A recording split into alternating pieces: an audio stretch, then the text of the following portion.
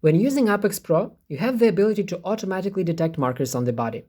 To do so, first you must prepare markers. They have to be of green color. You can either use pre-made markers or you can cut out your own circles from green paper or special tape. You can make them as big as you want, but we recommend to make them at least 1 centimeter, which is half an inch in diameter. Then you stick them on the patient, following the guide. So you have to identify all the anthropometric landmarks. You have their description, how to locate them in the guide.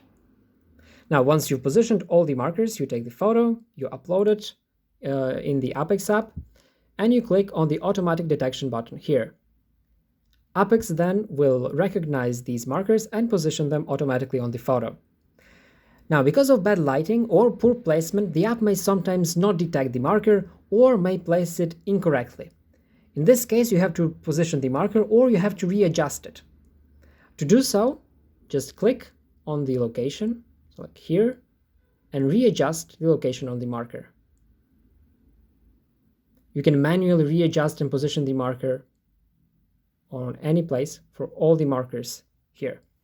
You can also enrich the results by adding measurements.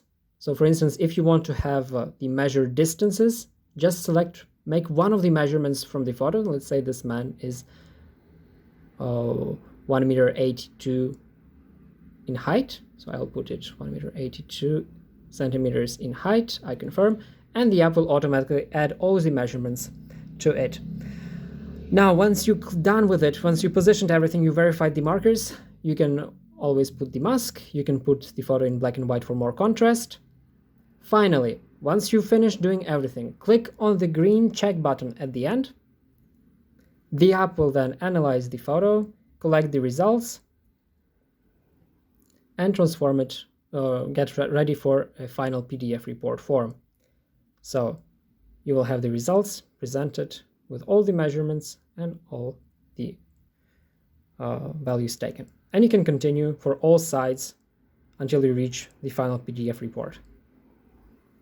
If you want to learn how to perform full analysis, you can find more videos in the tutorial or in the links below in the description for this video.